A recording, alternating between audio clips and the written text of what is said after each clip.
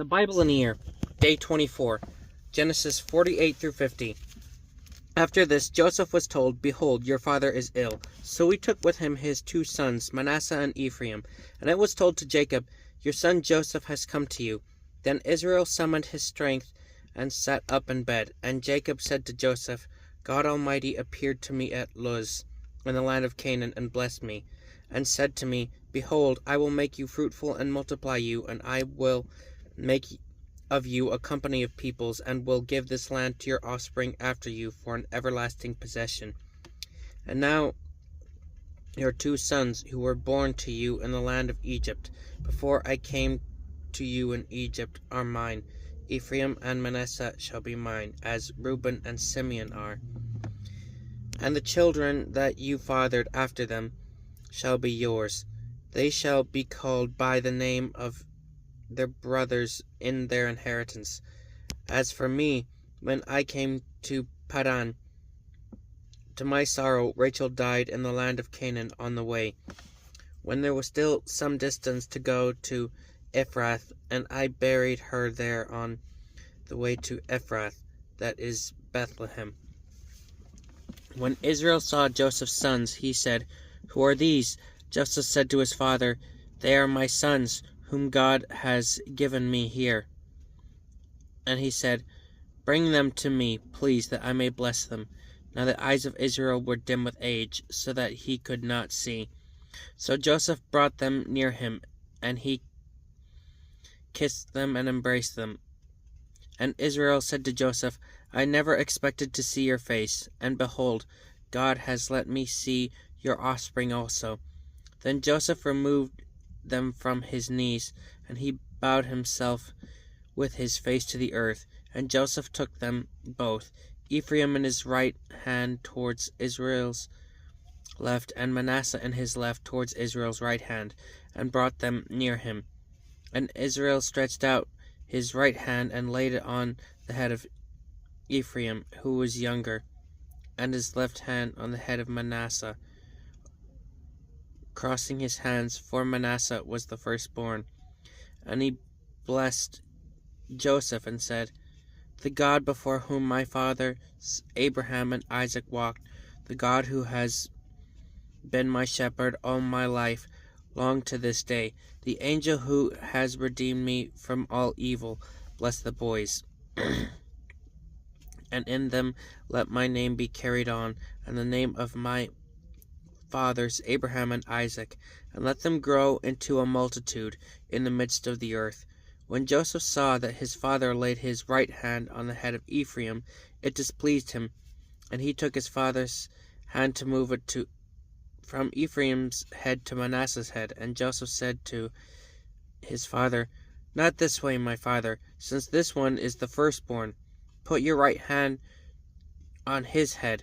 But his father refused and said, "I know, my son, I know. He also shall become a people, and he also shall be great. Nevertheless, his younger brother shall be greater than he, and his offspring shall become a multitude of nations." So he blessed them that day, saying, "By you Israel will pronounce blessings, saying, God make you as Ephraim and as Manasseh." Thus he put Ephraim before Manasseh. Then Israel said to Joseph, "Behold, I am about to die, but God will be with you, and will bring you again to the land of your fathers. Moreover, I have to you, rather than to your brothers, one mountain slope that I took from the hand of the Amorites with my sword and with my bow." Then Jacob called his sons and said, "Gather yourselves together, that I may tell you what shall happen to you in days to come. Assemble and listen, O sons of Jacob. Listen to Israel your father. Reuben, you are my firstborn, my might and the firstfruits of my strength, preeminent in dignity and preeminent in power. Unstable as water, you shall not have preeminence, because you went up to your father's bed, and then you defiled it. He went up to my couch. Simeon and Levi are brothers. Weapons of violence are their swords.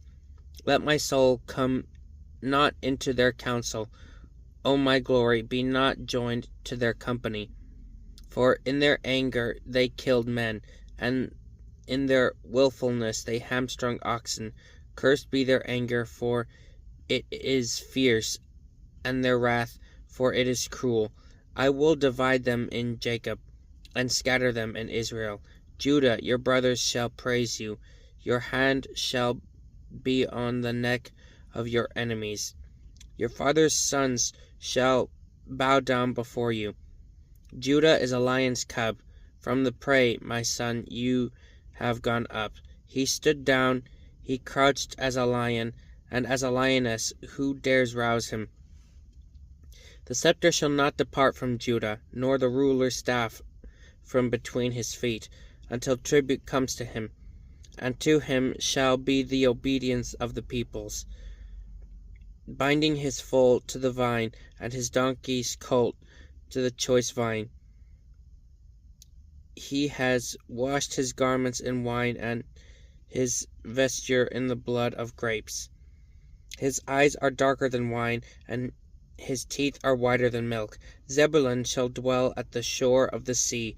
He shall become a haven for ships, and his border shall be at Sidon. Issachar is a strong donkey, crouching between the sheepfolds. He saw that a resting place was good, and that the land was pleasant. So he bowed his shoulder to bear, and became a servant at forced labor. Dan shall judge his people as one of the tribes of Israel. Dan shall be a serpent in the way, a viper by the path, that bites the horse's heels, so that his rider falls backward. I wait for your salvation, O Lord. Raiders shall raid Gad, but he shall raid at their heels. Asher's food shall be rich, and he shall yield royal delicacies. Naphtali is a doe let loose, that bears beautiful fawns. Joseph is a fruitful bog by a spring. His branches run over the wall. The archers bitterly attack him, shot at him, and harassed him severely. Yet his bow remained unmoved. His arms were made agile by the hands of the mighty one of Jacob. From there is the shepherd, the stone of Israel. By the God of your father, who will help you, by the Almighty, who will bless you, with blessings of heaven above, blessings of the deep that crouches beneath, blessings of the breast and of the womb. The blessing of your father are mighty beyond the blessings of my parents, up to the bounties of the everlasting hills. May they be on the head of Joseph, and on the brow of him who was set apart from his brothers. Benjamin is a ravenous wolf, in the morning devouring the prey, and at evening dividing the spoil. All these are the 12 tribes of Israel. This is what their father said to them, as he blessed them, blessing each with a blessing suitable to him. Then he commanded them, and said to them, I am to be gathered to my people. Bury me with my fathers in the cave that is in the field of Ephron the Hittite, in the cave that is in the field at Machpelah, to the east of Mamre, in the land of Canaan, which Abraham bought with the field from Ephron the Hittite, to possess as a burying place. There they buried Abraham and Sarah his wife. There they buried Isaac and Rebekah his wife, and there I buried Leah. The field and the cave that is in it were bought from among the Hittites. When Jacob finished commanding his sons, he drew up his feet into a bed and breathed his last, and was gathered to his people. Then Joseph fell on his father's face and wept over him and kissed him. And Joseph commanded his servants, the physicians, to embalm his father. So the physicians embalmed Israel.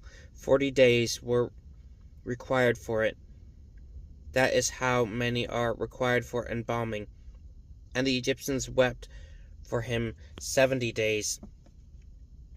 And when the days of weeping for him were past, Joseph spoke to the household of Pharaoh, saying, If now I have found favor in your eyes, please speak in the ears of Pharaoh, saying, My father made me swear, saying, I am about to die. In my tomb that I hewed out for myself in the land of Canaan, there shall you bury me. Now therefore, let me please go up and bury my father, then I will return. And Pharaoh answered, Go up and bury your father, as he made you swear. So Joseph went up to bury his father. With him went up all the servants of Pharaoh, the elders of his household, and all the elders of the land of Egypt, as well as the household of Joseph, his brothers, and his father's household. Only their children, their flocks, and their herds were left in the land of Goshen. And there went up with him both chariots and horsemen. It was a very great company. When they came to the threshing floor of Atad, which is beyond the Jordan, they lamented there with a great and grievous lamentation, and he made a mourning for his father 7 days. When the inhabitants of the land, the Canaanites, saw the mourning on the threshing floor of Atad, they said, This is a grievous mourning by the Egyptians.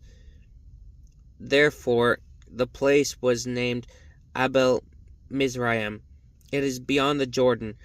Thus his sons did for him as he had commanded. For his sons carried him to the land of Canaan, and buried him in the cave of the field at Machpelah, to the east of Mamre, which Abraham bought with the field from Ephron the Hittite to possess as a burying place. After he had buried his father, Joseph returned to Egypt with his brothers and all who had gone up with him to bury his father. When Joseph's brothers saw that their father was dead, they said, It may be that Joseph will hate us and pay us back for the evil that we did to him. So they sent a message to Joseph, saying, Your father gave this command before he died. Say to Joseph, Please forgive the transgression of your brothers and their sin, because they did evil to you. And now please forgive the transgression of the servants of God and of your father. Joseph wept when he spoke to him. His brothers also came and fell down before him and said, Behold, we are your servants. But Joseph said to them, Do not fear, for am I in the place of God?